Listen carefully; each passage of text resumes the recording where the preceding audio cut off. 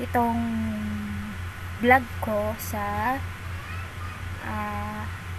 book collection. Simulan na natin. After graduation, doon ko lang nakahiligan na magbasa. So, yun nga, totoo din ng mga sinasabi ng iba na kapag hindi ka na lagi nagbabasa ng book, humihina na yung utak mo sa spelling, sa mga ganon. Saka, kumbaga parang hindi na masyadong nagagamit yung utak sa pagbabasa kasi usually ang kadalasan naman na binabasa natin is puro Tagalog. So, minsan kailangan din natin na magbasa ng English. So, for some reason na rin, tsaka magagamit din natin yun to communicate other people, diba? So, yun, simulan ko na sa mga binabasa ko. Noon, daddy ko yung mahilig magbasa nito. Reader's Digest. Ayan. Marami kami nito noon nung bata pa ako. Meron kaming edition nung magmula 1997, kung hindi ako nagkakamali, kasi meron pa nga dito 1998.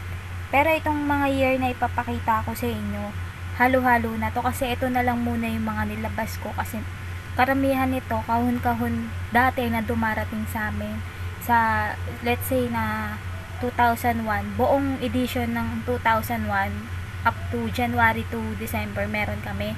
So expect nyo na ang pinaka na yata dito 2001 na yata yung last na bumili yung daddy ko ng Reader's Digest. So ito, Reader's Digest na kita ba 140 pesos ang isa. August year 2001, ito siya. So every time na nagbabasa ako nito, kumbaga parang ang dami ko ng lugar na napupuntahan kasi iba-iba yung story niyan. Tsaka meron ako niyan. Ito yung bookmark na gamit ko. Oops. 5 pesos ko siya nabili sa papel Meroti. Yan.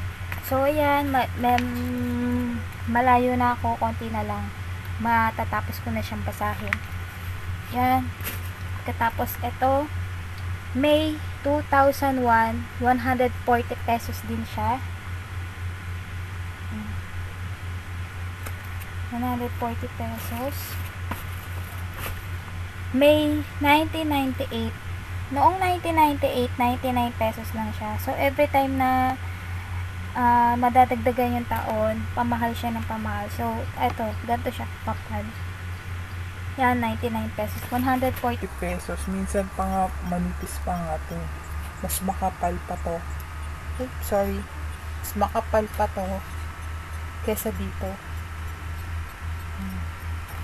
So, yun. Etong isa, 2001, 140 pesos siya. Tapos noon, 1998, 99 pesos lang siya. So, 'di ba? Pamahal siya ng pamahal, pero okay naman dahil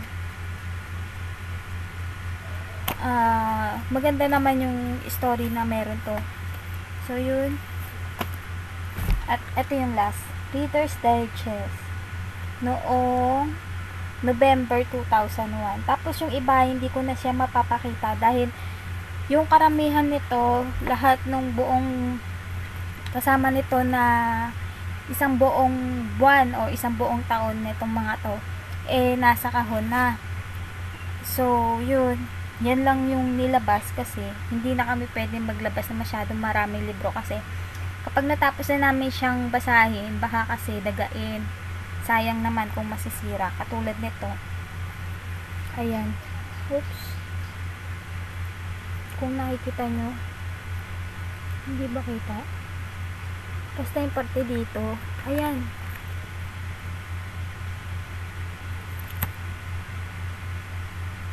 Ito oh. Hindi siya masyadong kita. Pero meron na siyang ngat-ngat ng daga. So yun din yung iniiwasan. Kaya hindi na kami masyadong naglalabas ng maraming libro. So pag natapos namin tong basahin, lalagay na namin siya sa kahon.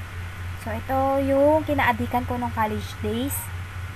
MacArthur. Ito yung kauna-unahan kong book ni MacArthur na kinababaliwan naming lahat noon. So, ito. At yung pangalawa ko is ito. Bakit baliktad magbasa ang mga Pilipino? Yan. Tapos pag binuksan mo siya, baliktad. Tak. Tak, tak, tak. Yan. Kasi dapat ganito siya. Oops, sorry.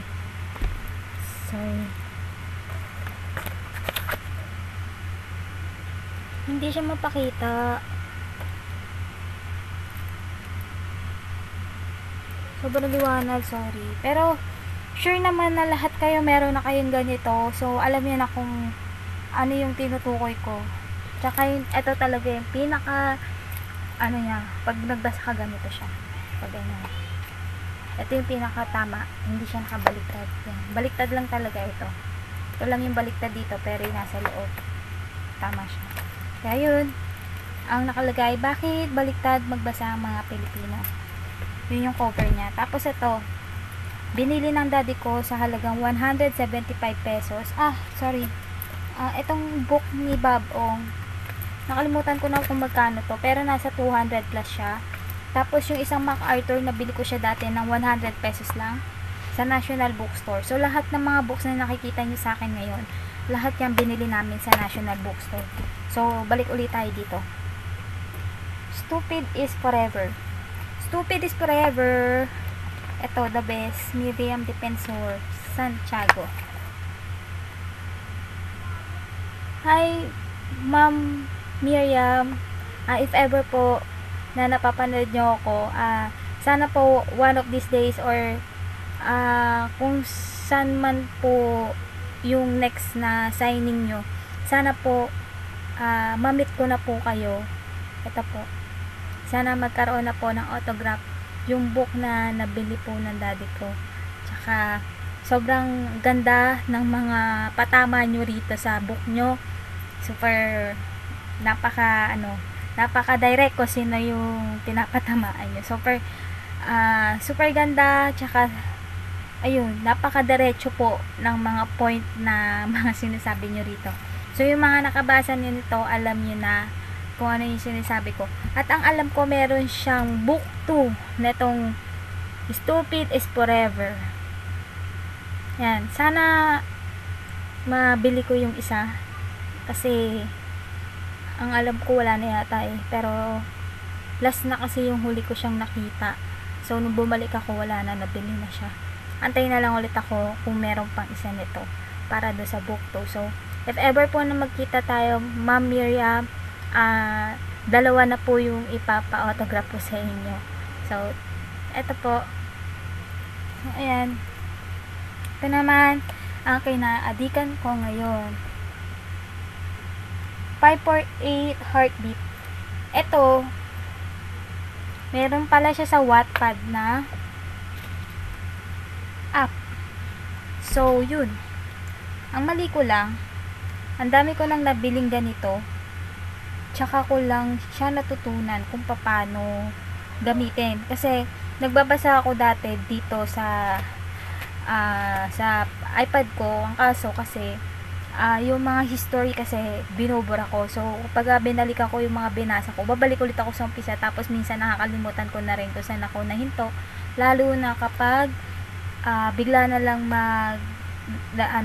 malulobat yung iPad ko o kaya naman bigla akong makakatulog. Nakakalimutan ko na kung saan ako nahinto magbasa. So yun, dahil tinuruan ako ng pinsan ko kung paano gawin. Late na nang malaman ko yun kasi marami na akong nabili nito. Pero okay rin para pagdating din dun sa pinapasukan kong trabaho, meron akong mababasa kasi bawal din yung cellphone doon, bawal yung iPad kung ano-ano man. Pero yung mga ganito, pwede to sa amin kasi alam naman nila na nagbabasa ka lang na pagka hindi pa oras ng trabaho, kaya naman pagka break time. Kasi, syempre, kapag ka naman kasi cellphone yung hawak, isipin, puro chismisa lang ginagawa kapag oras ng break time. So, yun, di ba rin